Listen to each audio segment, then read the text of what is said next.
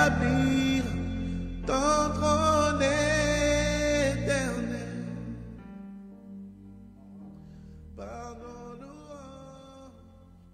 Dieu nous t'invitons.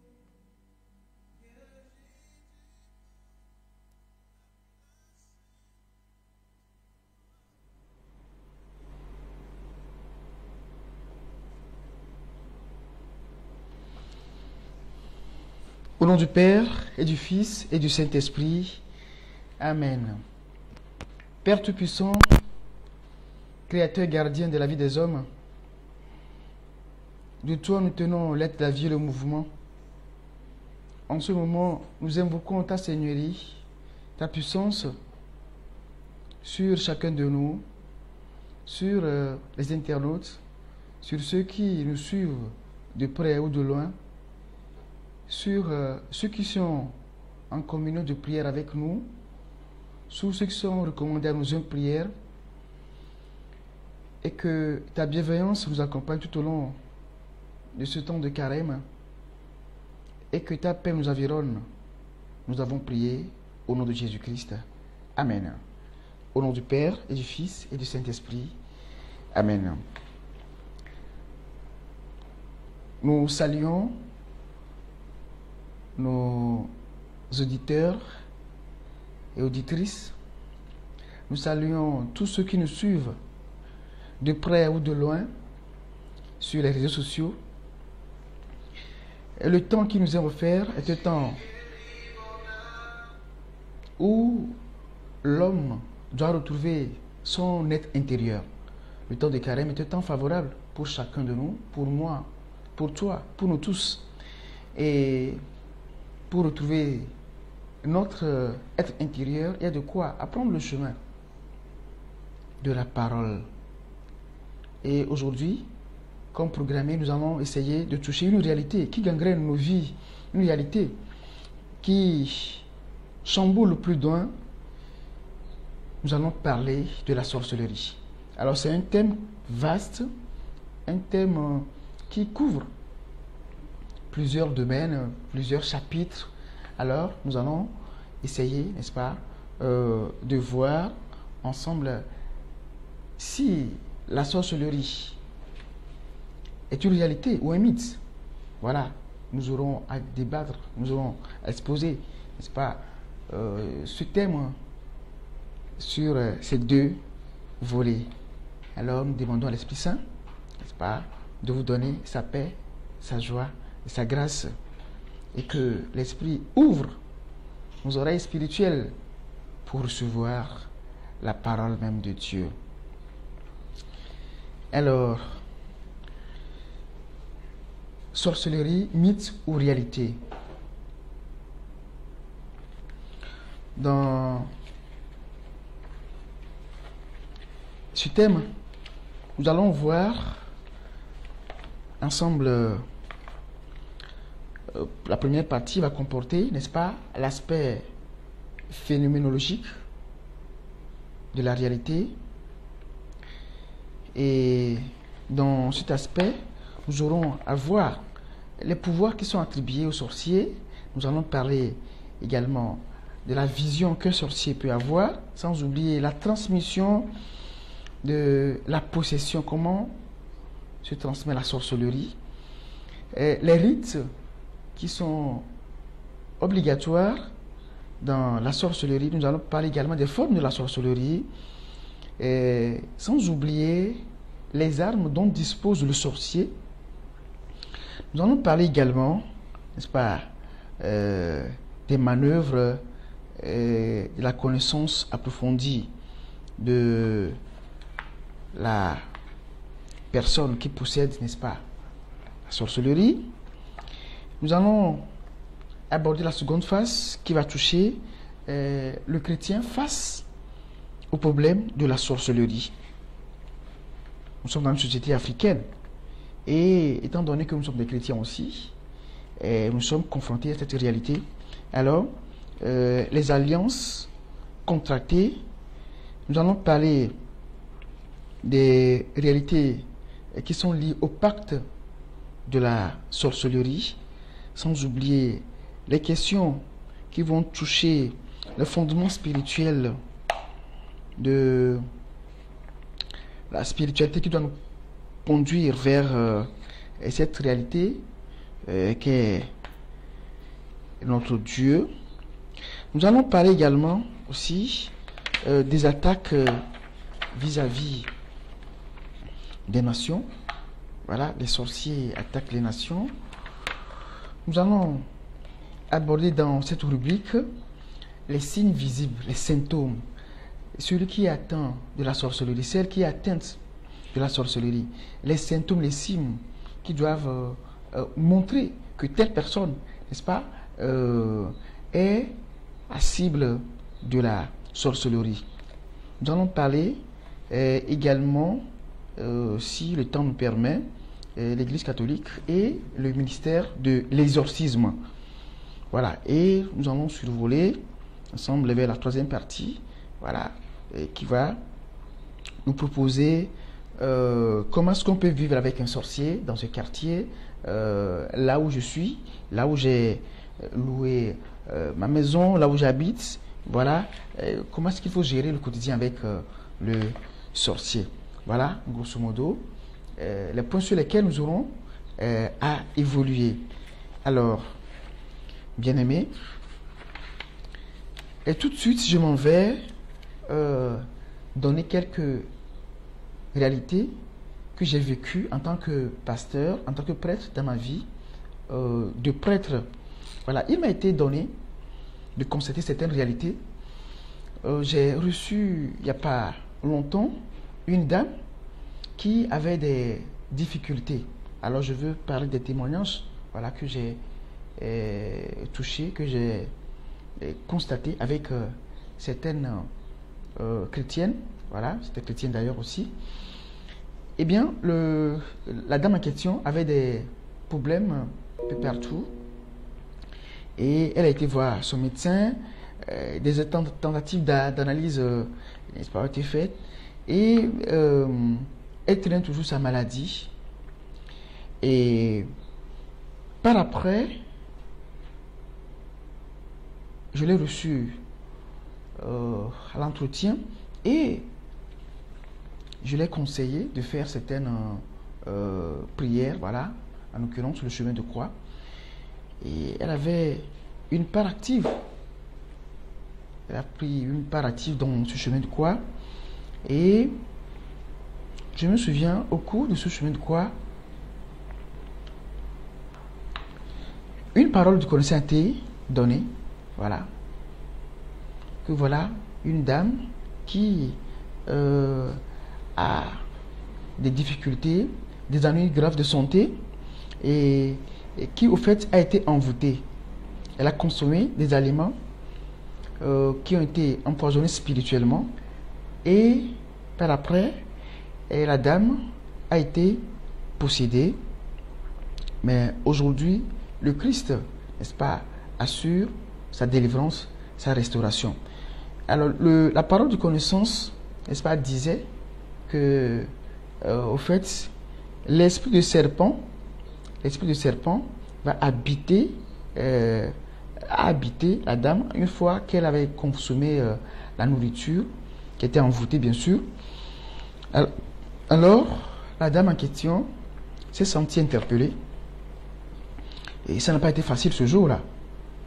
Ça n'a pas été facile. Elle était secouée sur toute la ligne et après, avec certaines effusées, elle a repris le calme et finalement elle est rentrée à la maison.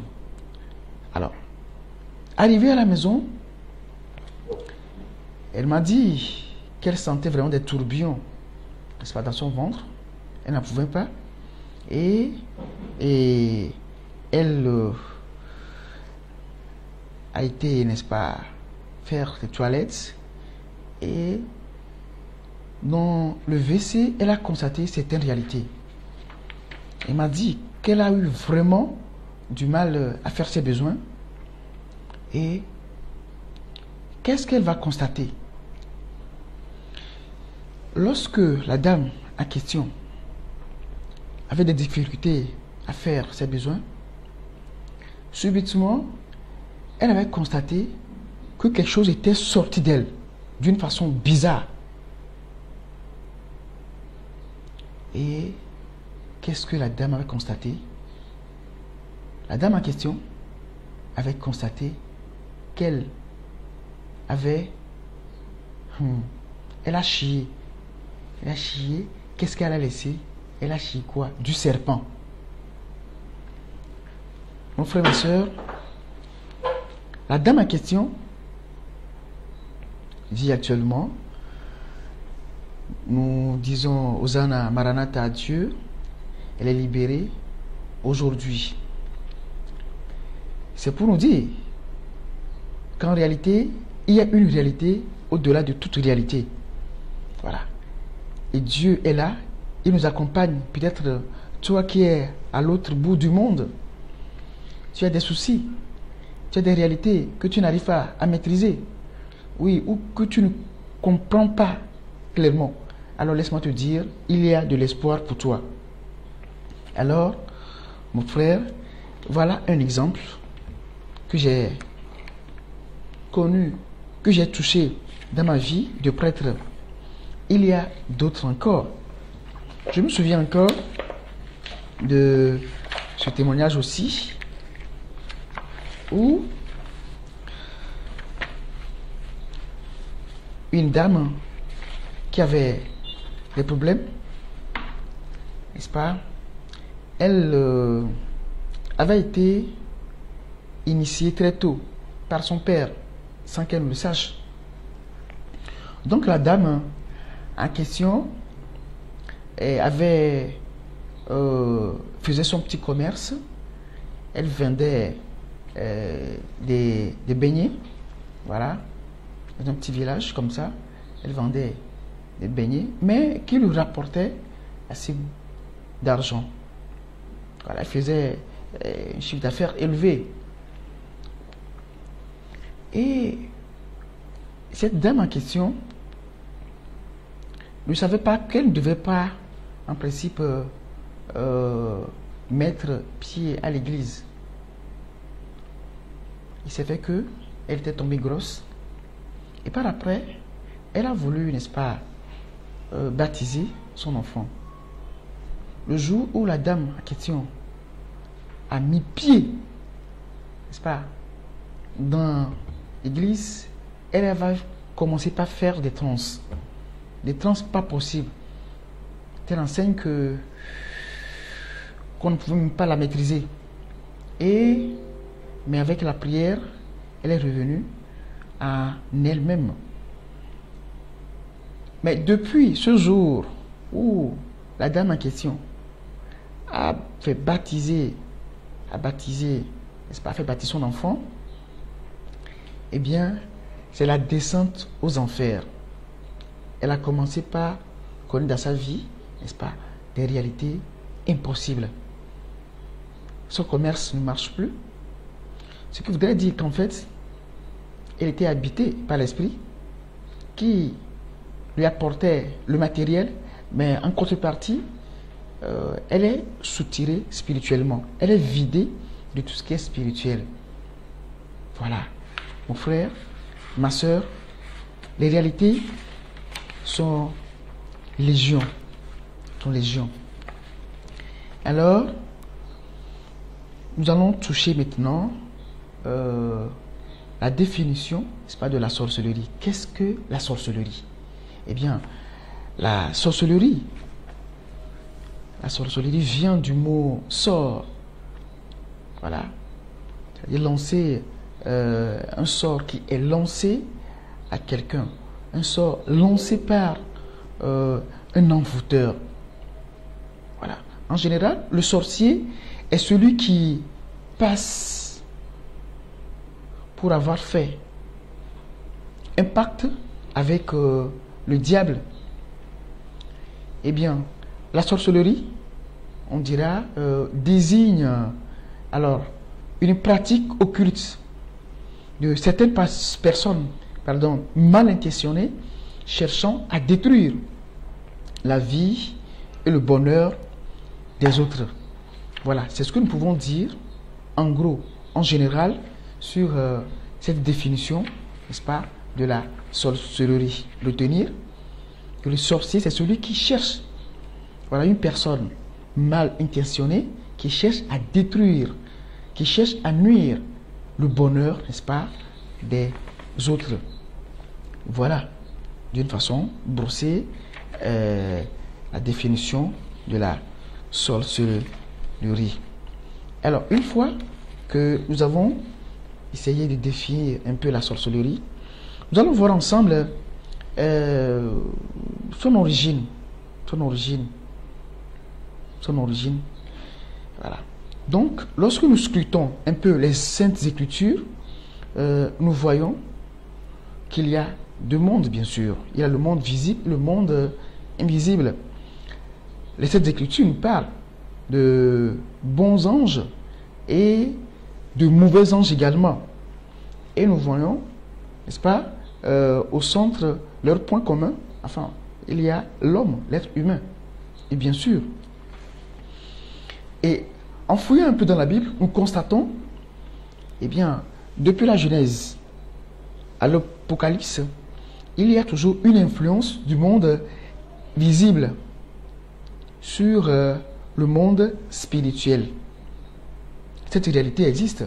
Alors, lorsque nous prenons par exemple le psaume 138, nous voyons la présence des anges de Dieu. Marc 1,13, Matthieu 13, 26 à 30, eh bien, il y a des parties qui nous parlent de la présence même des anges. Voilà. Et le livre de l'Apocalypse, n'est-ce pas, le livre de la Révélation, bien sûr, a dévoilé en son au chapitre 12e un combat. Il y avait un combat, bien sûr, au ciel. Ce combat a posé deux groupes, n'est-ce pas? Il y a le groupe des anges de justice, de vérité. Voilà. Il y a les bons et les mauvais. Voilà. D'un côté, il y a Lucifer, n'est-ce pas, qui est le chef du file. D'un côté, des anges rebelles, et de l'autre côté, il y a aussi les anges de la miséricorde, de l'amour. Eh bien, ces anges qui sont conduits, les bons, sont conduits par l'archange Michel. Voilà. Eh bien, Dieu, dans son dessein, a un projet d'amour pour chacun de nous. Il a un projet d'amour pour toi. Il a un projet d'amour pour ta femme, pour tes enfants, pour chacun de vous. Eh bien, les anges, n'est-ce pas, sont là pour nous servir. Ces anges nous aident, n'est-ce pas, à évoluer spirituellement, à évoluer même dans ce monde. Mais cela avait suscité la colère, n'est-ce pas, des anges déchus. Voilà. Lorsque nous prenons le psaume 8, verset 5 et suivant, voilà, nous constatons que ces anges déchus sont en colère contre nous, les semblables. Voilà. Alors, Lucifer et les anges, n'est-ce pas, qui ont pris l'autre chemin, bien, ont été précipités. Nous voyons cela dans l'Apocalypse, chapitre 12, verset 7 et suivant. Eh bien, Lucifer et consorts, ces anges déchus, ont été précipités sur la terre. Alors, le catéchisme de l'Église catholique, n'est-ce pas, explique mieux la réalité au numéro 391, 395 et 414. Voilà. Alors donc, nous voyons deux mondes. Il y a un monde où il y a les bons anges, et l'autre, les mauvais. Voilà. Les bons anges ont un rôle dans chacune de nos vies. Les anges jouent, je dirais, le rôle des ambassadeurs de Dieu. Voilà. Ils sont envoyés par Dieu et ils sont avec nous. Ils nous accompagnent. Les anges, les bons, bien sûr, sont des messagers divins. Ils apportent le message de Dieu vers nous. Ces anges, quelquefois, nous enseignent. je crois qu'on aura aussi un temps pour parler encore des anges. On avait touché, n'est-ce pas, cette réalité angélique, entre-temps, tout le temps du confinement. Les anges, n'est-ce pas, interviennent aussi, quelquefois, pour instruire le peuple de Dieu. Voilà, nous pouvons trouver cela dans Zacharie 2, 3. Ces anges, quelquefois aussi, viennent pour défendre, pour prendre la défense du peuple de Dieu. Daniel 10, 13 et suivant. Eh bien, et ces anges aussi, quelquefois, intercèdent, plaident la cause des hommes, et chacun doit savoir qu'il a son ange. Voilà. Bref, les anges sont les ambassadeurs de Dieu auprès de nous. Alors, ça, ce sont les bons. Maintenant, les mauvais anges, eh bien, qui sont dans la lignée, n'est-ce pas, de Lucifer, eh bien, appartiennent au prince des ténèbres. Là, nous trouvons cela, n'est-ce pas, dans Matthieu 12, 24 et suivant.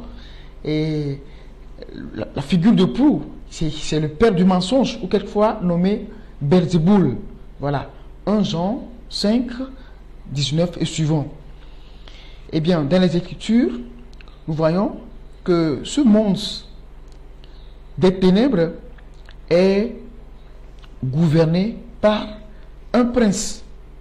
Et c'est ce prince des ténèbres. La Bible même dit que ce prince des ténèbres dirige le monde.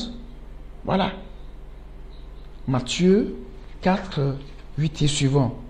Alors, le projet de ces anges déchus, eh bien, c'est de nous voler les bonheurs que le Seigneur nous offre, nous voler les projets de bonheur, tuer l'espérance de vie en nous. Ils aiment détruire l'image et les œuvres de Dieu en nous. Ils aiment tuer la vie des enfants de Dieu. Alors, en gros, nous pouvons dire que le Seigneur, qui est tout pour nous, a essayé, n'est-ce pas, de créer tout. Et il veut que l'homme, n'est-ce pas, parvienne à lui. Et il a mis des conditions autour de lui pour que l'homme puisse avancer. Alors, nous voyons, nous constatons également que ces anges déchus, après que ces anges sont devenus déchus, eh bien, le Seigneur n'a pas retiré le pouvoir que ces anges avaient reçu de lui. Voilà. Ils ont gardé le pouvoir. Alors, une fois qu'ils sont animés donc de haine et de jalousie, eh bien, les anges déchus, eh bien, vont séduire à leur tour l'homme. Voilà, ça commence. Ils vont vers l'homme pour lui promettre la connaissance et le pouvoir. Deux choses. La connaissance et le pouvoir. Et ces anges déchus, eh bien, vont essayer de coopter des hommes à leur suite. Alors, ça commence. Et ces personnes, n'est-ce pas, qui vont collaborer avec ces anges déchus, eh bien, sont appelés les fils des ténèbres ou encore les sorciers. Voilà mon frère, voilà ma soeur, la réalité que nous vivons. Voilà. Ils sont appelés les sorciers, les fils des ténèbres. Et ces personnes sont animées par l'esprit de sorcellerie. Voilà. D'une façon présentée. Nous avons vu comment est-ce que les deux anges sont présents dans les sept Écritures et comment est-ce que les anges déchus, n'est-ce pas, ont emballé l'homme à leur suite. Alors, nous allons toucher à présent l'aspect phénoménologique. Voilà. Le phénomène de la sorcellerie. Comment se présente ce phénomène? Eh bien, nous savons que, n'est-ce pas, le sorcier, qu'est-ce que le sorcier fait? Le sorcier est à la recherche de l'énergie. Voilà. Ou encore, le sorcier recherche une force vitale. Voilà. Alors, il attrape l'âme et la mange. Voilà. Donc, le sorcier est à la recherche de l'énergie. Pourquoi? Parce que le sorcier s'est coupé, n'est-ce pas, de Dieu. Alors, il a besoin de l'énergie pour pouvoir vivre. Donc, il essaie de chercher, de trouver l'énergie pour pouvoir vivre, puisqu'il est coupé même de Dieu. Donc, il est à la recherche de l'énergie. Eh bien, et pendant, n'est-ce pas, que le sorcier attrape l'âme et la mange, eh bien, par la mendication, bien sûr, eh bien, en fait, c'est un cannibalisme mystique. Le corps conserve pour un temps le principe physique, mais la personne se sent mal et meurt quelque temps après, si on ne fait rien, bien sûr. Alors, qu'est-ce qui se passe en fait? Qu'est-ce qui se passe en fait? Lorsque le sorcier, n'est-ce pas, veut tuer, eh bien, le sorcier met le nécessaire. Le sorcier est très pointu dans ses réactions. Le sorcier est expert dans le mal. Avant que le sorcier ne passe à l'acte, tout d'abord, le sorcier va chercher, n'est-ce pas, à voler l'ombre de la personne. L'ombre de la personne. Eh bien, chacun, n'est-ce pas, fait l'expérience. À midi ou bien à 13h, lorsque nous nous déplaçons, il y a toujours, n'est-ce pas, notre ombre qui nous suit. Il y a un reflet, n'est-ce pas, le reflet de notre corps, n'est-ce pas, qui nous accompagne toujours et partout. Eh bien, c'est ce qu'on appelle l'ombre. Alors, eh bien, qu'est-ce que le sorcier va faire? Le sorcier va essayer de voler l'ombre, de prendre l'ombre là, d'une façon mystique. Et le sorcier va essayer, n'est-ce pas, va chercher un moyen, n'est-ce pas, pour tuer maintenant la personne. Une fois que le sorcier vole, premièrement, il doit voler l'ombre, voilà, de la personne. Une fois que l'ombre est volée, alors le sorcier va passer à un degré supérieur. Là, qu'est-ce qu'il va faire? Il va provoquer maintenant la mort de la personne. Soit par un événement malheureux, ça peut être un accident de voiture, un accident de moto, ou je ne sais quoi, ou la personne, un accident, enfin, catastrophe naturelle, eh bien, ou par une maladie, par exemple, eh bien, et une fois que le programme est planifié, eh bien, cette personne va sombrer, soit par accident, par maladie, ou par une réalité physique qui va l'emporter. Eh bien, par après, cette personne, n'est-ce pas, meurt. Alors, s'il s'agit d'un accident, par exemple, ou bien d'une maladie à l'hôpital, eh bien, naturellement, on fait appel à un médecin. Et quand le médecin vient, il fera, n'est-ce pas, des analyses, et le médecin peut constater, n'est-ce pas, que cette personne ne vit plus. Ou le médecin peut déclarer cliniquement que telle personne, eh bien, est morte, est cliniquement morte. Eh bien, alors, c'est ce que le médecin a constaté, que la personne n'est plus de ce monde. Mais mon frère, mais en réalité, lorsque le médecin constate ces faits, que cette personne ne vit plus en ce monde, en réalité, cette personne n'est pas morte. Bien sûr, elle n'est pas morte en réalité. En réalité, cette personne n'est pas morte.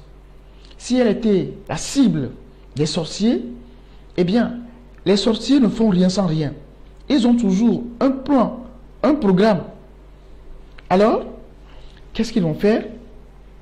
Une fois que la personne a été enterrée, ou bien une fois que l'inhumation a été faite, eh bien, la nuit là même, qu'est-ce qui se passe? Dans l'autre monde, dans le monde spirituel, tous les sorciers se rassemblent. Voilà. Ils convoquent une réunion. Donc, la personne est morte, tout comme naturellement, on fait les funérailles, les obsèques, et la personne est enterrée. Une fois que la personne est enterrée, n'est-ce pas,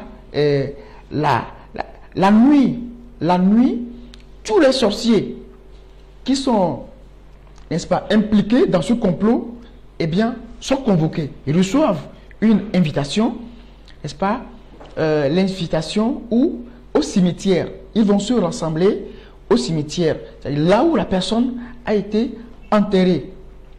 Voilà, mon frère, ma soeur, c'est ce qui se passe dans le monde spirituel. C'est ce qui se passe lorsqu'une personne qui était victime, n'est-ce pas, de la sorcellerie, la personne n'est plus. On se montre, mais cette personne, n'est-ce pas, vit. Mon frère, ma soeur, alors qu'est-ce qui se passe?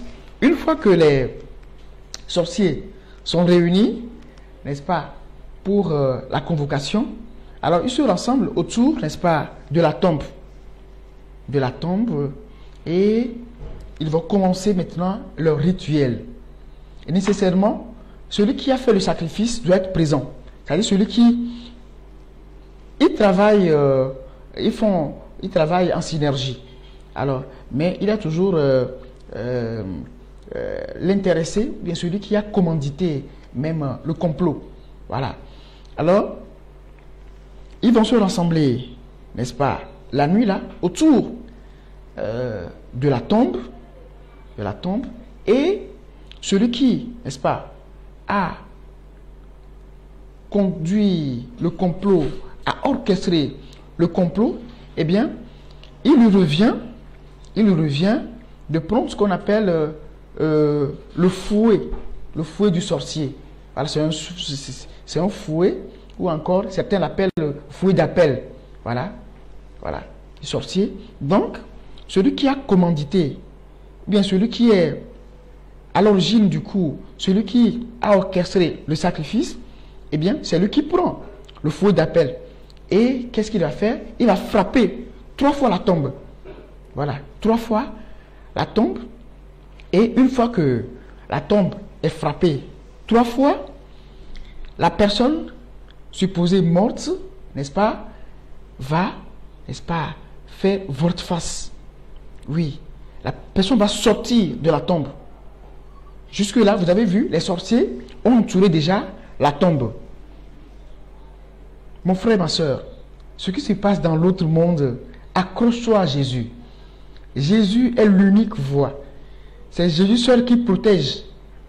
Alors, une fois que les sorciers se sont rassemblés autour de la tombe et la personne présupposée morte, n'est-ce pas, est sortie après que le fouet d'appel a été secoué 3 fois, eh bien, qu'est-ce qui va se passer maintenant? Alors, on va maintenant remettre, n'est-ce pas, l'ombre qui a été volée, préalablement, je l'ai dit, c'est l'homme qui a été volé premièrement. L'homme qui a été volé, premièrement, sera retourné à la personne. Morte, bien sûr, présupposée, morte. Voilà. Donc, une fois que l'ombre est retournée, l'homme qui a été volé est retourné à la personne présupposée morte, ou bien prétendue, je ne sais quoi, morte, eh bien, cette personne va entrer dans un état de conscience. Voilà. Et du coup, à partir de ce moment, une fois qu'elle est entrée dans un état de conscience, elle va commencer par reconnaître les gens. Oui, que tel est sorcier. Mais Elle peut constater aussi les gens de son quartier dedans. Ses amis peut-être aussi. D'autres personnes. Donc, une fois que l'ombre est retournée, eh bien, cette personne prend vie. Entre griffes, quoi. Elle devient consciente. Consciente. Mais, jusque-là, l'illumination a été faite. Elle ne peut plus retourner dans ce monde. Je vais parler du monde physique. Elle ne peut plus retourner. Puisque elle a pris un chemin de non-retour. Voilà. Alors, par la suite, une fois que cette personne à qui l'ombre a été volée et restituée, prend conscience, eh bien, qu'est-ce qui se passe? Avec le temps, les sorciers vont essayer de faire quoi? Ils vont essayer de prendre, n'est-ce pas, de l'œuf. Et qu'est-ce qu'ils vont faire? Ils vont essayer de prendre de l'œuf et ils vont mettre ça sur la tête de la personne, voilà, celle qui est décédée. Pourquoi? Pour rendre, n'est-ce pas, sa conscience stérile, pour que cette personne n'est plus consciente, pardon, de tout ce qui va se passer. Alors, une fois que sa conscience ne peut plus être active, eh bien, ces sorciers vont profiter maintenant. Ils vont continuer à faire, n'est-ce pas, continuer à faire leur coup bas. Alors, qu'est-ce qu'ils vont faire? Ils vont essayer de prendre maintenant un objet, n'est-ce pas, un objet, ça peut être une pastule, ou bien un bâton, voilà, et là, ils vont passer à la vitesse supérieure, c'est-à-dire ils vont frapper à la nuque de la personne. Alors, de cette personne qui est morte, entre griffes, voilà. Et là maintenant, la personne, eh bien, c'est maintenant que la personne va mourir. Une fois que cette personne est frappée, c'est maintenant que cette personne meurt. Voilà. Alors, qu'est-ce qui va se passer? Une fois que ces sorciers assomment cette personne, ils vont maintenant abuser d'elle dans le monde spirituel. Alors, certainement celui qui a commandité le coup, ou bien celui qui a opéré le sacrifice, eh bien, avait une idée, un projet. Peut-être que il veut que l'âme qui a été tuée, la personne qui a été tuée, peut-être il souhaite que l'âme là travaille pour lui dans son champ peut-être, ou bien à la pêche, ou bien dans son commerce, quelque part. Voilà, mon frère, ma soeur. Donc, à ce moment, eh bien, la personne qui est décédée, cette personne peut voir, n'est-ce pas, ceux qui sont peut-être à l'origine de sa mort, et une fois que cette personne qui, n'est-ce pas, a été assommée et qu'on va envoyer pour travailler pour le sorcier, eh bien, qu'est-ce qui va se passer? Cette personne peut maintenant passer dans le monde des vivants. Voilà. C'est ce qui fait que certaines personnes qui meurent, eh bien, on peut les retrouver. On peut voir leur physique quelque part. Et, ah tiens, je l'ai vu l'autre fois. Après, 2 semaines après son enterrement, 1 mois après son enterrement, eh bien, je l'ai vu quelque part. On voit cette personne apparaître. Au fait, elle est venue pour travailler. Pour des sorciers. Voilà, c'est ce qui se passe. Alors, cette personne va travailler à longueur de journée pour ces sorciers, en l'occurrence celui qui a orchestré, n'est-ce pas, le sacrifice, et on va lui demander à exercer des activités à telle enseigne qu'elle soit fatigué. Alors, au moment où cette personne sera totalement décontenancée, désemparée, épuisée totalement, eh bien, c'est le moment propice de la tuer. Voilà. Donc, une fois que cette personne travaille pour les sorciers, arrivé à un moment, c'est normal, elle va éprouver la fatigue, voilà, il y a l'usure. Lorsqu'elle est fatiguée, eh bien, lorsque les sorciers constatent, mais tiens, on ne peut plus, ça suffit comme ça, ils ont pris l'essentiel, alors, qu'est-ce qu'ils vont faire? Ces sorciers vont vouloir tuer maintenant cette personne. Eh bien, qu'est-ce qu'ils vont faire? Alors, les sorciers, pour pouvoir tuer, ils vont proposer, n'est-ce pas, des choses, des noms, des bêtes, voilà, plusieurs, voilà. Ça peut être un chat, je ne sais quoi, du cochon, voilà, pardon, du porc, crocodile, voilà, tout ce que vous voulez, voilà.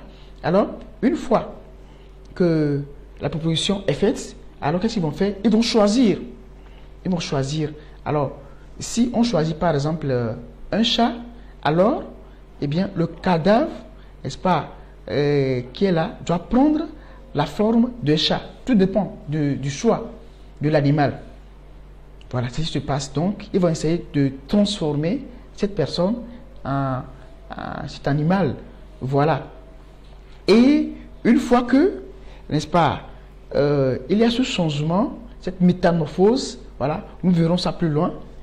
Une fois que cette métamorphose sera opérée, alors ils vont passer à l'acte. Ils vont essayer de dépiécer, ils vont essayer, n'est-ce pas, de mettre en morceaux. Voilà, en morceaux la viande.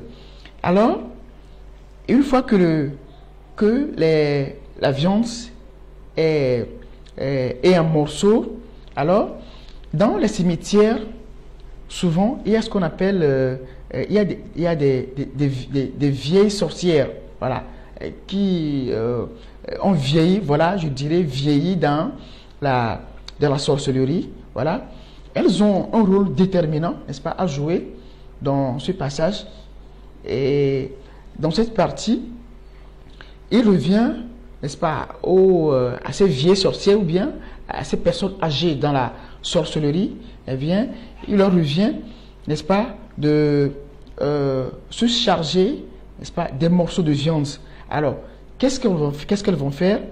Ces mamans sorcières, ou bien ces vieilles, n'est-ce pas, les sorcières, vont essayer de prendre cette viande et vont rentrer dans nos marchés. C'est ce qui se passe dans nos marchés pour les vendre, pour les poser sur les étalages. Voilà. Et une fois que ces viandes sont posées sur les étalages, ces viandes sont vendues, eh bien, des gens viennent de partout. D'ailleurs, certains même,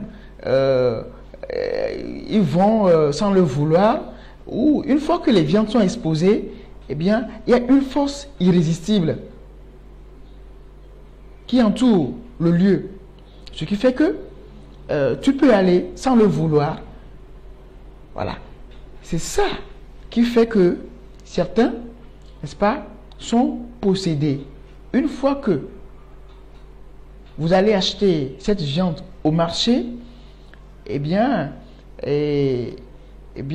vous ramenez à la maison une viande démoniaque. Vous venez à la maison avec des possessions. Pourquoi? Parce que c'est une nourriture envoûtée. C'est un repas des sorciers. Vous voyez, les sorciers, ils sont prêts à nous avoir partout. C'est pourquoi nous devons à tout prix, voilà, toi chrétienne, une fois que tu entres, n'est-ce pas, dans un marché, mais il faut prier. Le marché, c'est le bastion même des sorciers. C'est le marché, c'est le bastion des sorciers.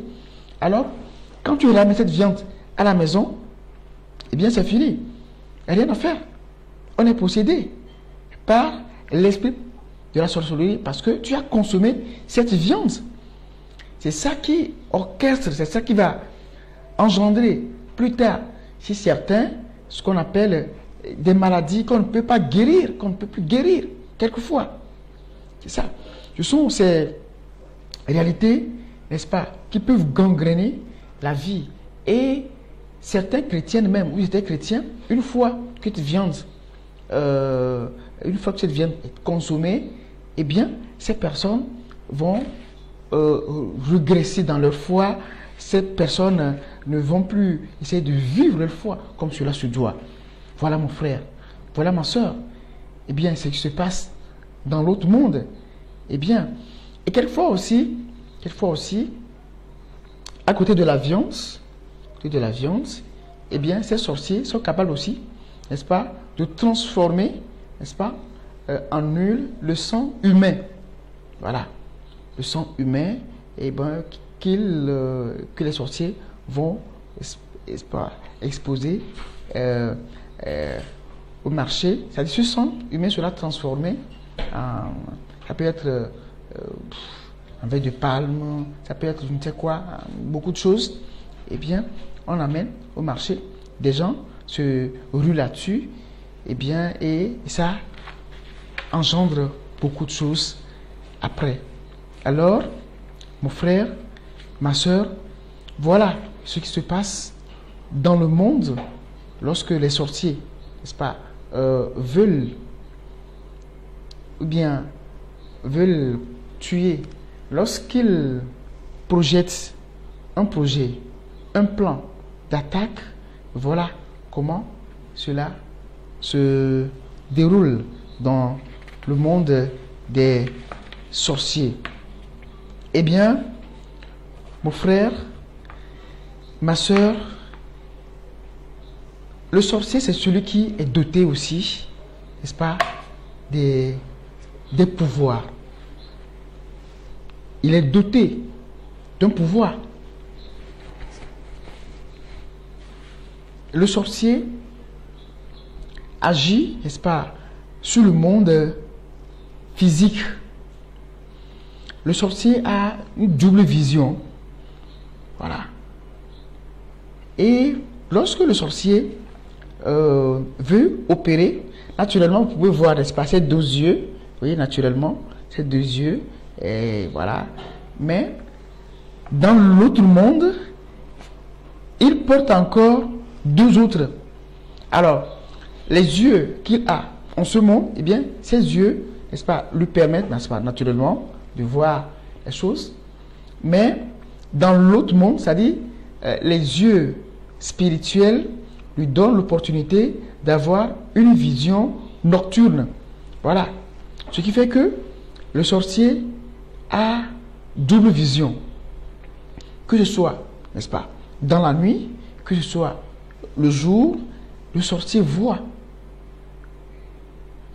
Alors, mon frère, ma soeur, le Christ est la lumière du monde. Oui, c'est cette lumière qui nous conduit. Alors, accrochons-nous à Jésus. Oui. Eh bien, lorsque nous voulons aborder toujours dans cette lignée, n'est-ce pas, du pouvoir que les sorciers ont, eh bien, on peut toucher aussi une forme de projection.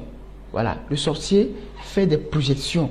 Voilà, peut faire une projection astrale, peut faire des voyages. Voilà, peut contempler l'univers, peut voir les choses. Le sorcier peut quitter le Togo et aller aux États-Unis dans la même nuit pour aller faire une opération. Eh bien, et revenir. Voilà. Il y a aussi une technique, de métamorphose, voilà, technique de métamorphose, une sorte de transformation. Comme on vient de le voir tout de suite, eh bien, il y a ce qu'on appelle un dédoublement. Voilà. Eh bien, le sorcier, n'est-ce pas, détient un pouvoir de dédoublement. Oui. Eh bien, pendant le sommeil, qu'est-ce qui se passe? L'esprit du sorcier est censé, n'est-ce pas, censé délivrer de son enveloppe. Donc la personne est là, mais, eh bien, elle n'est pas là. Son esprit sort de ce corps. Une fois que le corps est là, et l'enveloppe, n'est-ce pas, c'est-à-dire le corps qui est là, devient l'enveloppe et l'esprit du sorcier, n'est-ce pas, va essayer de prendre une certaine hauteur. Et très souvent, le sorcier sort toujours par la tête. Alors, il y a aussi les pieds, n'est-ce pas? Mais le sorcier sort par la tête. Donc la tête dans le monde spirituel, eh bien, a une grande signification. C'est la porte d'entrée. C'est pourquoi, mon frère, ma soeur, tu ne dois pas laisser n'importe qui t'imposer les mains. Oui, tu ne dois pas laisser n'importe qui t'imposer les mains. Certains peuvent contracter la sorcellerie rien que par une imposition des mains. C'est la voie la plus rapide. Alors,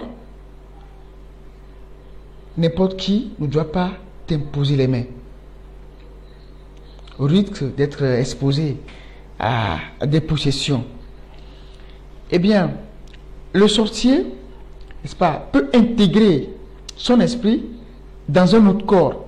Une fois que, n'est-ce pas, que le sorcier sort de son corps, eh bien, il a l'opportunité maintenant, n'est-ce pas, de rentrer dans un autre corps. Et il est libre de rentrer dans un porc, par exemple, dans un chat, ou je ne sais quoi, dans un chien, dans un serpent.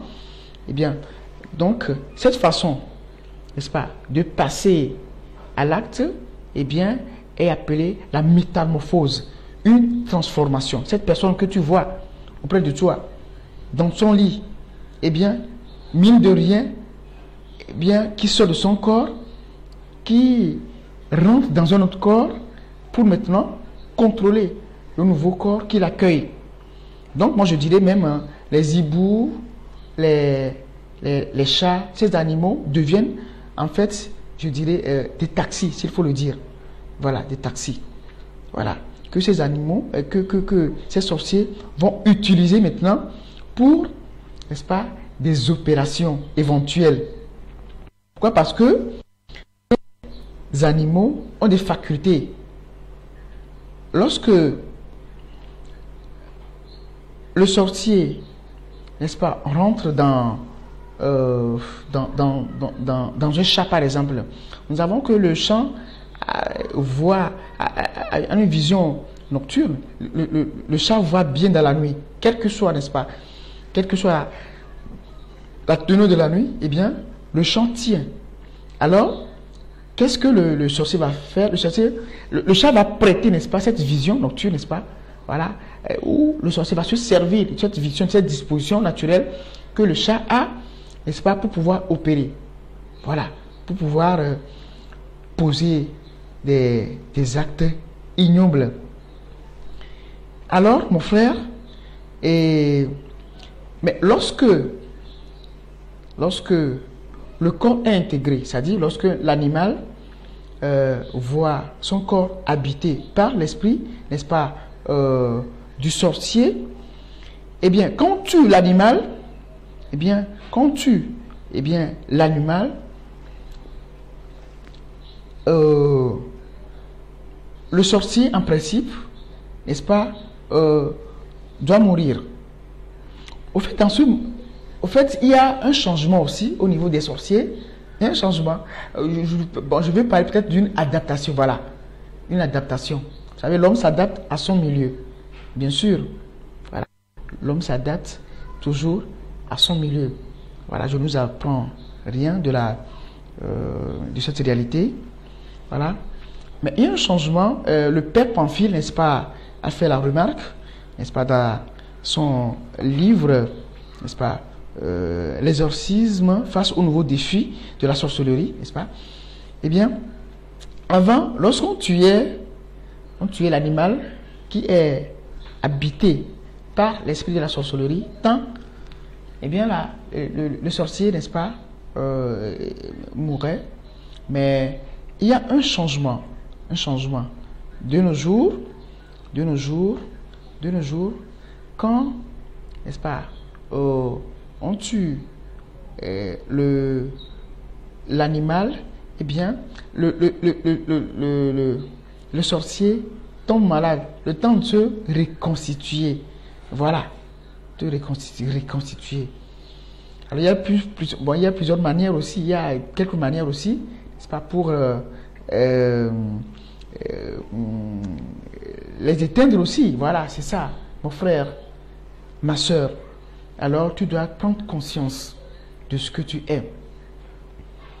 C'est vrai, il faut vivre avec les animaux de compagnie.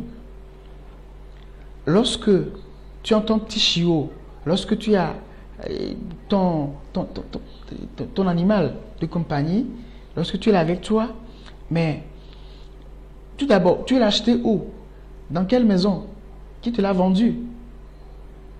Il y a des couples à Lomé, des foyers à Lomé, qui ont commencé à battre l'air, quoi, parce que c'est du moment où le petit chaton est introduit dans la famille et ça a commencé par chambouler. Voilà. Alors, lorsque vous voulez faire entrer ces animaux de compagnie, il faut les bénir aussi. Il faut demander, parce que ces animaux peuvent éventuellement peut avoir des dispositions, n'est-ce pas? La présence peut être des moyens par lesquels on peut atteindre facilement le couple. Voilà, c'est ça. Donc, on peut préparer ces animaux aussi. Hein, puisque quand vous prenez le livre des bénédictions, il y a tout dedans. Hein. On bénit les semailles, on bénit les bétails, on bénit, voilà. Il faut amener, pas seulement les objets. Il faudrait compris. Vraiment. Et voilà. Les animaux pouvaient être exposés aux intempéries spirituelles et les sorciers peuvent éventuellement s'en servir pour déstabiliser ou pour enquiquiner le couple ou pour détruire quelque chose. Voilà. Alors, donc, il faut être éveillé. Il faut être éveillé. Voilà. Il ne faut pas aussi voir le diable partout. Oui. Voilà. Mais il faut toujours aussi constater la réalité ou bien les agissements, n'est-ce pas, le comportement des animaux de compagnie. Voilà. Voilà. Alors, mon frère, ma soeur, nous devons rentrer dans la logique divine pour pouvoir avancer. Voilà. Nous allons toucher à présent, n'est-ce pas, un point qui va concerner la transmission de la possession. Voilà. Comment se transmet la réalité sorcière. Voilà. Les rites qui sont ou bien les rites qui sont qui font partie de l'initiation à la sorcellerie. Alors, eh bien, le pouvoir que détiennent les sorciers, eh bien, est supposé provenir soit de l'hérédité, soit d'une initiation, soit d'un envoûtement. Voilà. Alors, mon frère, ma soeur, certains sont devenus sorciers parce qu'ils l'ont hérité. C'est la voie la plus facile. Lorsque la maman a déjà la sorcellerie dans sa famille, eh bien, le bébé qui est dans son sein est prédisposé. Voilà. Ça, c'est le béaba. Soit, très souvent, le bébé qui est à l'intérieur est déjà connecté. Puisqu'il y a le cordon ombilical, n'est-ce pas, déjà connecté spirituellement. Alors tout de suite, l'enfant qui est à l'intérieur est, n'est-ce pas, reçoit en même temps la sorcellerie. Ou carrément, après la naissance, quand la maman va commencer, n'est-ce pas, par l'allaiter, le premier souffle qui va sortir des narines de la maman, rentre dans les narines de l'enfant, c'est fini. Eh bien, l'enfant, et donc ça se passe de père en fils, bien de mère en fille, voilà, c'est ça. Certains sont devenus sorciers, soit par une initiation. Voilà. Donc, ils se sont dit, tiens, voilà, je vais pousser mes connaissances, je vais faire ceci. Ou certains même, c'est au cœur d'autres réalités qu'ils se voient dedans. Tu dis, peut-être que tu veux évoluer, tu fais des connaissances ou bien je ne sais quoi, tu veux approfondir connaissances dans tel domaine ésotérique ou mon frère, ma soeur, soyez toujours prudents. Le diable n'est jamais loin. Il n'est jamais loin. Voilà. Alors, certains, arrivés à un moment de leur parcours, de leur connaissance, se laissent aller, ou bien ils donnent leur platchette, bien, ils sont d'accord et ils passent à l'initiation. Et là, il y a aussi ce qu'on appelle le transfert du pouvoir de la sorcellerie. Et là, tu commences à exercer, n'est-ce pas, ton pouvoir. Il y a des étapes aussi qui sont liées à la réalité. Voilà. Alors, mon frère, ma soeur, d'un côté, il y a l'hérédité, il y a aussi l'initiation. Eh bien, on devient aussi sorcier, peut-être aussi par envoûtement. Voilà. Alors, on vient de le voir plus haut, que lorsque les sorcières qui sont dans les cimetières, les vieilles, celles qui sont en âge avancé dans la sorcellerie, qui habitent dans les cimetières, qui sont chargées de ramener la viande qui a servi, n'est-ce pas, dans le monde des sorciers, pour être vendue dans les marchés, eh bien, le sens de ce qu'elles font, c'est pour, n'est-ce pas, propager la sorcellerie. Alors, tous ceux qui viendront acheter ces viandes empoisonnées spirituellement, ces viandes envoûtées, eh bien, vont partir avec la sorcellerie. Voilà. Voilà. C'est pour certains sont des sorciers sans le savoir. Ils ignorent qu'ils sont des sorciers. Oui. Il y a plusieurs degrés aussi, on verra ça avec le temps, on va voir ce que ça va donner. Alors, certains sont devenus sorciers par envoûtement. Donc, on peut envoûter un aliment, et une fois que l'aliment est consommé, voilà. Il y a aussi un autre moyen, à travers les rêves par exemple. À travers les rêves, et bien qu'est-ce qui se passe? Le sorcier prépare la nourriture dans le monde spirituel bien sûr, et qu'est-ce que le sorcier fait? Il convoque maintenant ton âme, convoque l'âme, ton âme est invitée. Une fois que ton âme sort, vient consommer cette nourriture, eh bien mon frère, tu es habité. Alors, le sommeil constitue le moment où on peut atteindre n'importe qui. Même si la personne est un grand sorcier, le moment fatidique, n'est-ce pas, peut-être pour le déstabiliser, c'est le sommeil.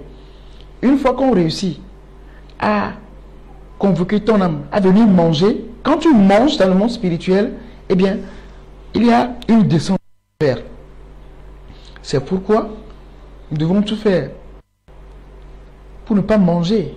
C'est vrai, il y a des réalités. Peut-être un enfant qui n'a pas pu, qui a voulu manger des œufs dans la journée, qui n'a pas eu l'opportunité la nuit, voilà. Mais quand la réalité devient répétitive, tout le temps, on doit se poser beaucoup de questions. Voilà. Donc, manger pendant le sommeil n'est pas une bonne chose. Voilà. Ça peut être une chose naturelle, mais quand ça prend une tournure, répétitive, alors on doit se poser beaucoup de questions. Alors, mon frère, ma soeur, autrefois, n'est-ce pas, le pacte consistait à manger un aliment, n'est-ce pas, destiné à cet effet. Voilà. Donc, ce qui se faisait, on essaie de prendre, n'est-ce pas, un aliment, ça peut être une noix de cola, ça peut être de l'arachide, ça peut être du beignet, du haricot, dis ce que tu connais. Voilà. Alors, une fois qu'on a un aliment, l'aliment est envoûté, est empoisonné. Les sorciers ou les sorcières prennent soin, n'est-ce pas, par des rites, voilà, des rituels. n'est-ce pas, et des paroles maléfiques ou par des incantations, eh bien, la nourriture sera chargée. Il y a ce qu'on appelle la puissance du verbe. Voilà. Dieu crée par le verbe, par le souffle de sa bouche. Mais le diable aussi se sert de la même de la parole aussi, n'est-ce pas, pour agir. Donc une fois que l'aliment, n'est-ce pas, est dans les mains du sorcier, qu'est-ce que le sorcier fait?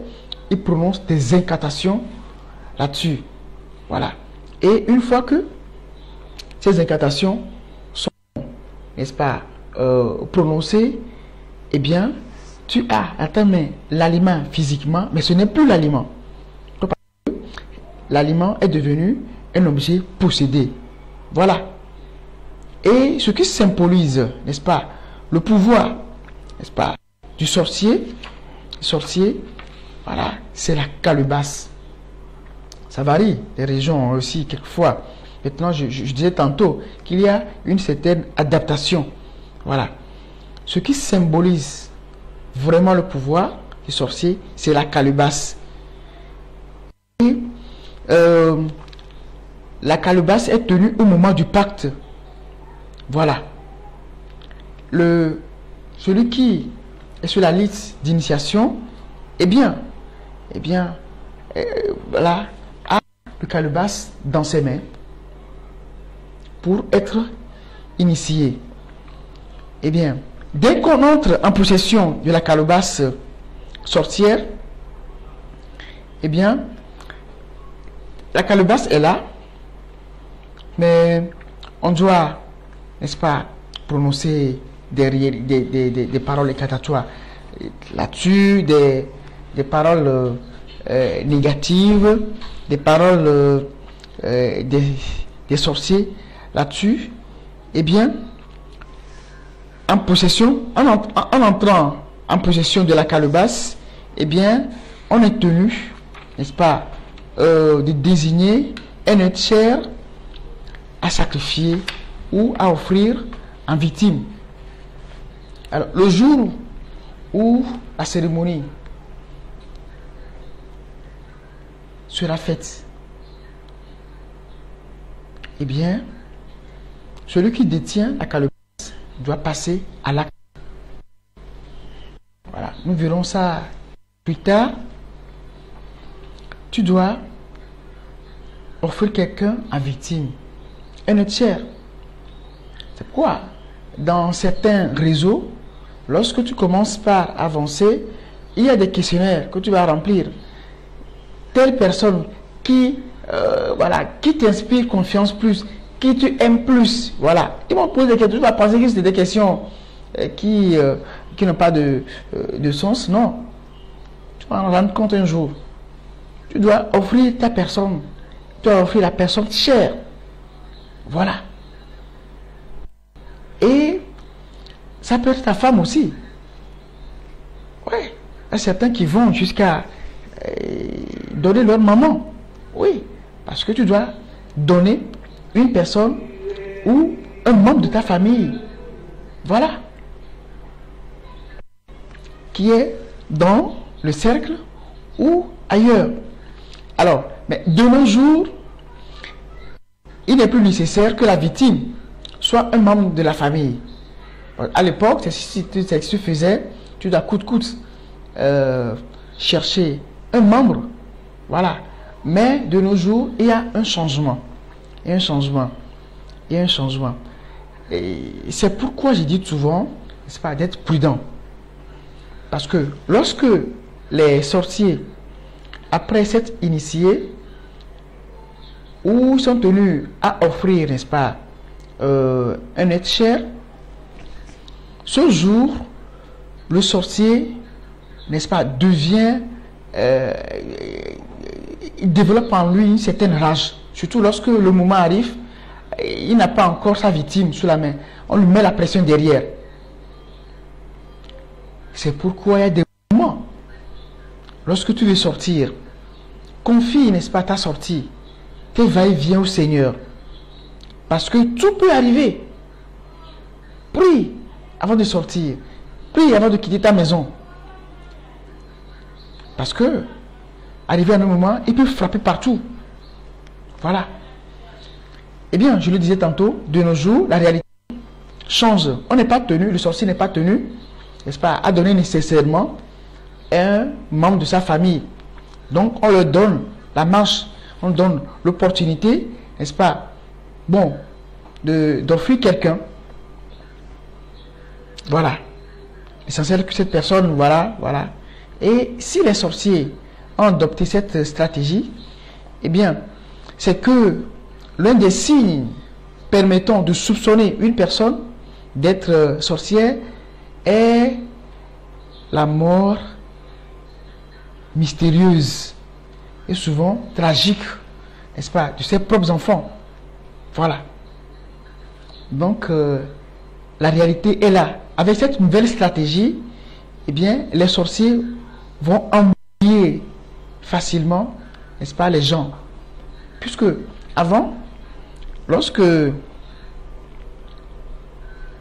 tu t'attaques à un être cher, eh bien, il a des soupçons. On peut te soupçonner. Et finalement, quelquefois, on peut mettre la main sur toi. Alors, la seconde formule, ou bien la nouvelle, permet de brouiller les pistes. Voilà. Ça leur donne l'opportunité, n'est-ce pas, d'opérer sans qu'on ne sache. Alors, autrefois, eh bien, on se faisait aussi sorcier volontaire. Mais volontairement, tu deviens sorcier. Voilà, pour pouvoir dominer, voilà, dominer, parce que tu veux exceller, tu veux acquérir. Par exemple, il y a des divinités, voilà, et quand tu les reçois, ou bien une fois la divinité, n'est-ce pas, vient vers toi, ou bien une fois initié, pardon, voilà, une fois initié, eh bien, qu'est-ce qui se passe? Tu as ce qu'on appelle, tu es doté d'une puissance. La puissance de dominer, la puissance de nuire, voilà, la puissance de faire ceci, prendre le dessus sur tes ennemis et autres. Voilà. Au fait, c'était l'objectif, en fait, avant, ceux qui se faisaient initier. Voilà. Au fait, ils cherchaient un pouvoir. Ils cherchaient à prendre le pas, à se protéger. Voilà, à se protéger. Voilà. Et lorsque tu cherches à te protéger, eh bien, la voie royale, mais c'est la sorcellerie. Parce que tu veux protéger tes enfants contre les yeux de l'envoûteur. Tu ne veux pas que ta famille soit désaxée. Tu veux avoir une certaine suprématie, une certaine notoriété, un certain pouvoir. Alors, dans ce cas, bien, certains vont, c'était l'objectif même, certains vont se faire initier. Et là, tu peux acheter même la sorcellerie, il faut le dire. Voilà, là où carrément tu paies. Voilà, tu paies la sorcellerie et on te donne le nécessaire. Et après, n'est-ce pas, tu vas essayer de grandir là-dedans. Voilà. Et par après aussi, on peut la transmettre. Voilà.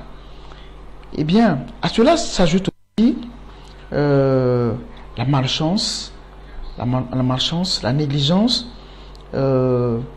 aussi, voilà, quelqu'un qui est malchanceux, voilà, peut être exposé au pouvoir de la sorcellerie. Eh bien, on peut t'emporter, le hasard peut t'apporter, ou un chrétien qui n'est pas, un négligent, voilà, peut être aussi exposé, voilà, au pouvoir de la sorcellerie. Voilà. Donc, d'une façon brossée, la transmission de la possession. À présent, nous allons toucher maintenant les rites d'initiation qui sont obligatoires.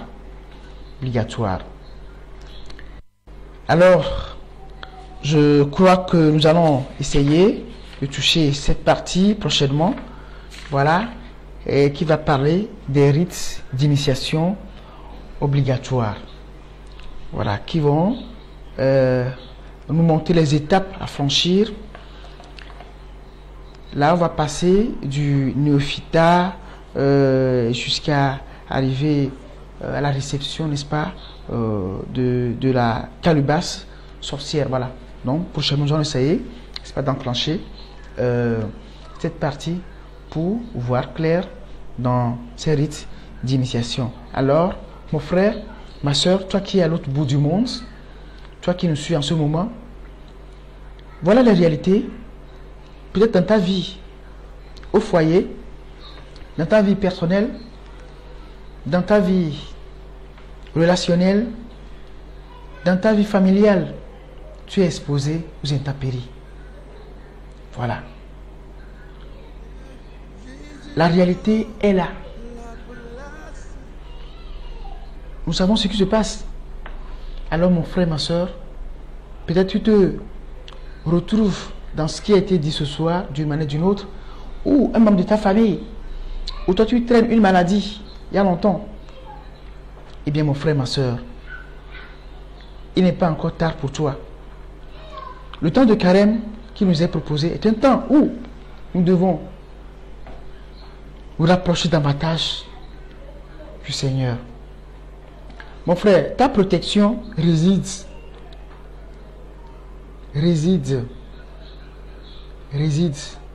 en Jésus. Oui, le Sauveur.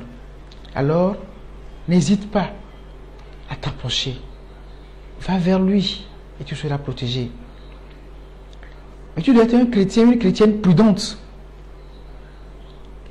On vient de le dire, la naïveté peut nous conduire vers cette réalité. Voilà. Tu dois être un chrétien qui prie. Tu dois être une chrétienne qui prie. Lorsque tu vas faire, n'est-ce pas, les achats au marché, mais il faut demander à l'Esprit Saint. Cet esprit, guide-moi. Cet esprit, conduis-moi. Voilà. Alors, mon frère, ma soeur, tu as besoin, n'est-ce pas, de cette protection divine pour pouvoir avancer, de cette illumination divine pour pouvoir avancer. Alors, je prie pour toi là où tu es. N'aie pas peur, quel que soit ce qui t'arrive, quel que soit ce qui est arrivé, sois sans crainte. Car le Seigneur est toujours au rendez-vous. Il est là. Il est là auprès de toi. Il est là. Peu importe la situation, peu importe ce que tu vis. Alors je vais essayer de prier pour toi. Mon frère, ma soeur, le Seigneur est toujours au rendez-vous dans nos vies.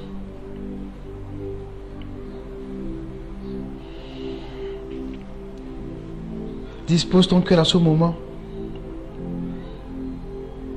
Dispose ton cœur à ce moment pour que le Seigneur puisse alimenter ta vie avec sa vie. Oui, mon frère, oui, ma soeur. Regarde ce que tu as vécu dans ta vie. Regarde ce que tu connais dans ta vie. Depuis que ce sorcier est entré dans ta vie, tu commences à avoir des problèmes.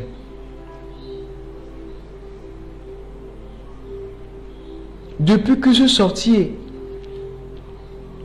t'a donné cette nourriture, tu commences pas à avoir des maux de ventre.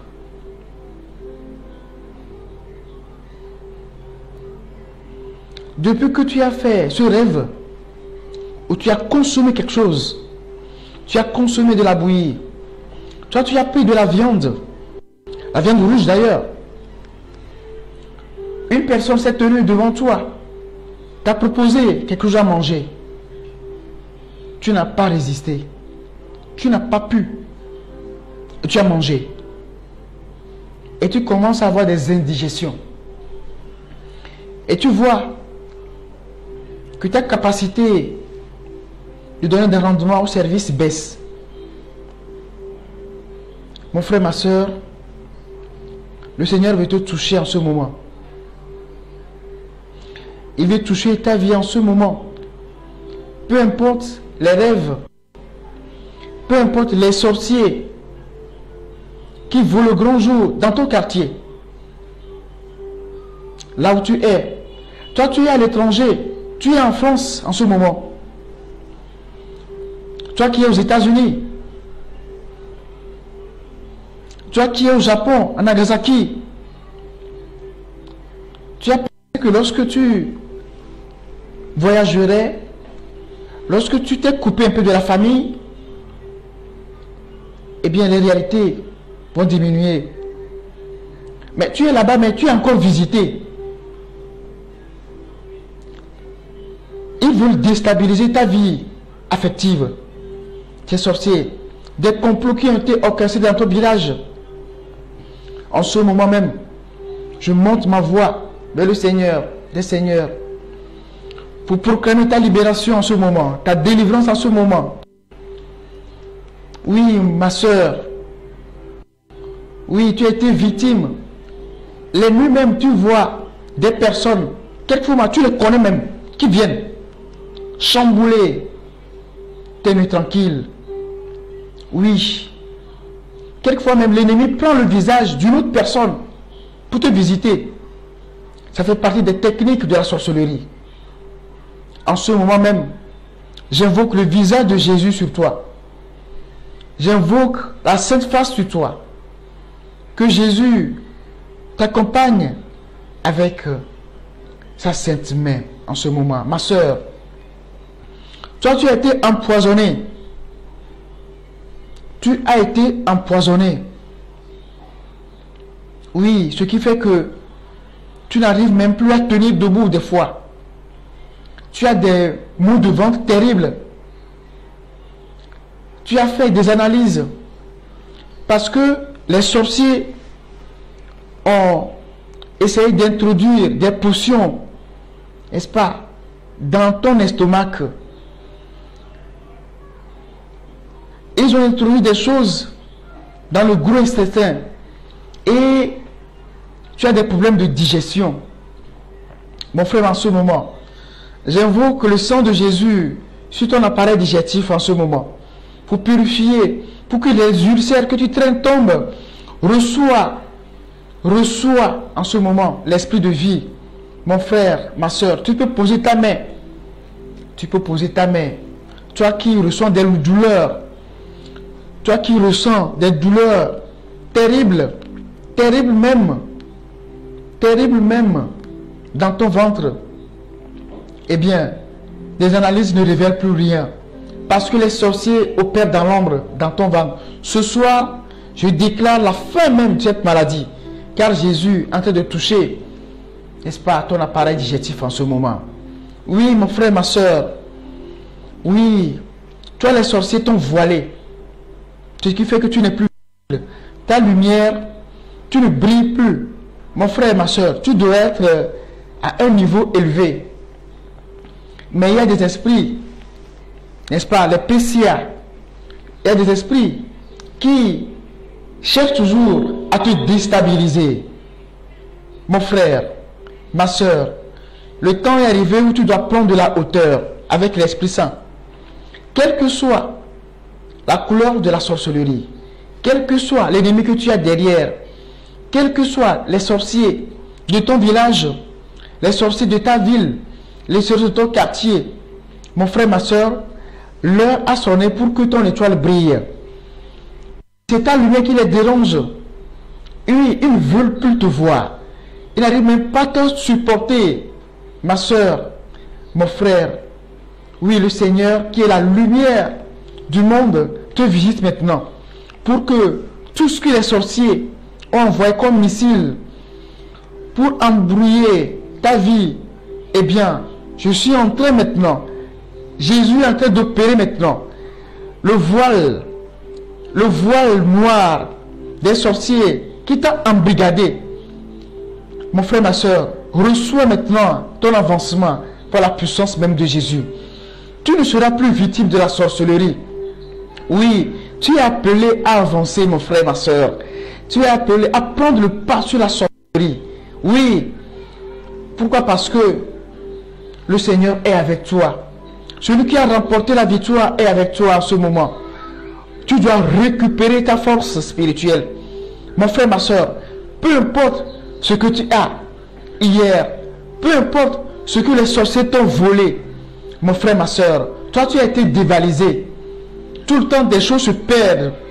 Oui, autour de toi, dans ta valise, dans ta chambre, parce que les sorciers ont déclaré une guerre sur ta vie. Tu perds même les choses. Tu perds. Et quelquefois, les choses se retrouvent dans le monde spirituel des sorciers. Je déclare maintenant, peu importe là où tes objets sont, même si c'est une aiguille, je m'en vais les prendre pour toi. Ton soutien-gorge, eh bien, tout ce que tu as, tes pieds, oui, ton habit, tes vêtements qui ont été dilapidés, qui ont été pris par les sorciers, je les récupère maintenant. Je les récupère maintenant. Je les récupère maintenant. Je les récupère au nom de Jésus. Mon frère, ma soeur, oui, on te crée des problèmes au service. Toi, lorsque tu es à la maison, tu n'es pas malade. Quand tu mets pied au service, tu ressens des secousses dans ton corps. Car une fois, eh bien, on t'a tendu un billet de 1000 francs. Et mon frère, tu es malade depuis ce jour. J'implore la puissance du Très-Haut sur toi maintenant. Pour que cette céphalée, ces maux de tête graves que tu traînes, toutes les fois que tu mets ton pied, n'est-ce pas, au boulot, au travail, reçois ta guérison en ce moment au nom de Jésus. C'est le moment, mon frère, ma soeur, d'avancer maintenant vers Jésus. Laisse-toi, que la paix t'environne. Je demande la paix, ce que tu as besoin dans ta vie professionnelle, dans ta vie au foyer, dans ta vie personnelle, dans ta vie privée. Oui, Seigneur, nous te disons merci pour ce que tu es pour nous. Merci d'avoir remporté cette victoire pour une femme aujourd'hui. Tu l'as remportée pour l'autre qui est enceinte en ce moment. Oui, voilà. Et les sorciers ont prévu des choses pour que cet accouchement n'ait plus. Non, le Seigneur a déjà opéré.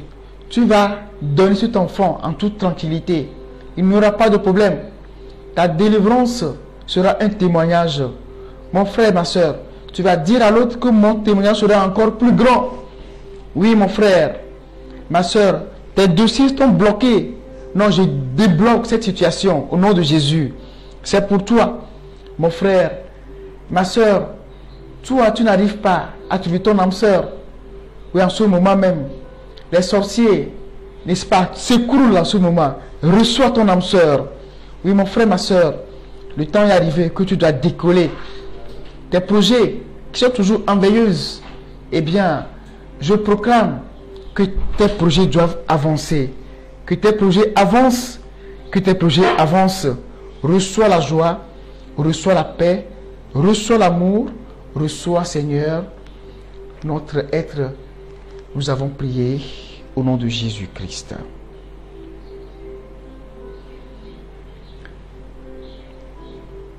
Nous disons merci à tous ceux qui nous ont suivis ce soir de près ou de loin. Ceux qui sont connectés en ce moment et ceux qui vont nous suivre après, eh bien, nous leur disons un sincère merci. Ce n'est pas un hasard. Non. Le Seigneur a voulu que tu sois. Il a voulu que tu bénéficies de cette grâce. Il a voulu t'ouvrir les oreilles dans ma tâche. Il a voulu te dire, ma fille, sois prudente là où tu es. Il a voulu te conduire dans les hauteurs pour te faire découvrir beaucoup de choses. Nous te disons merci, Seigneur. Merci aussi à nos internautes. Que le Seigneur soit toujours avec vous. C'est le moment de vous dire encore merci pour tout ce que vous faites aussi. Pour pour notre studio, Lumen TV. Merci, nous sommes sensibles à vos gestes. Vous l'avez constaté, ce soir, eh bien, je n'ai pas transpiré. Pourquoi? Parce que les conditions sont réunies. C'est le moment, c'est le temps de dire merci au groupe WhatsApp. La diaspora catholique, merci, je vous fais un coucou. Merci. Merci, que le Seigneur vous garde, qu'il vous protège. Vous avez donné un coup de vent, eh bien, à notre studio ici. Merci à vous. Que le Seigneur vous donne sa grâce. Soyez bénis au-delà de toute attente. Vous avez semé dans le champ du Seigneur. Oui, la moisson sera grande. Vos générations vont récolter. Soyez bénis. Que la bénédiction, que cette bénédiction se pérennise dans le temps. Que la paix de Jésus demeure en vous. Je prie pour vous. J'écarte sur vos chemins toute réalité sorcière. Vous devez avancer. Vous êtes faites pour aller en avant.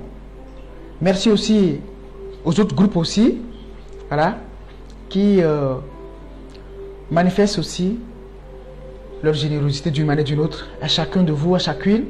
Ceux qui préparent quelque chose aussi, ceux qui pensent à nous, nous pensons aussi à eux. Eh bien, portez-nous toujours dans vos prières. L'évangélisation, c'est une œuvre commune. Nous sommes appelés à avancer ensemble. Alors, eh bien, ceux qui sont en avant-garde, eh bien, si je peux les aider, n'hésitez pas à les aider.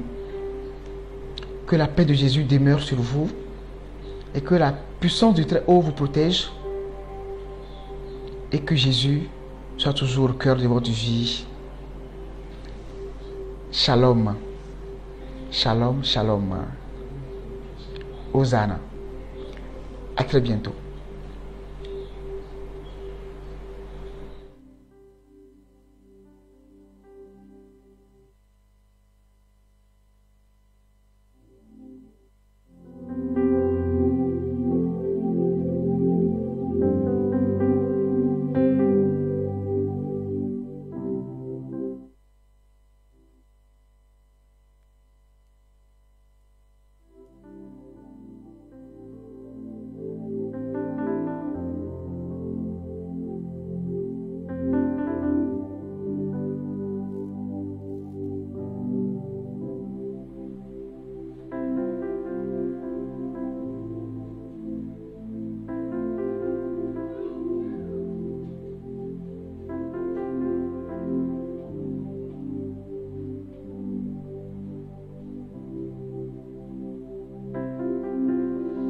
Bien, chers internautes, nous vous donnons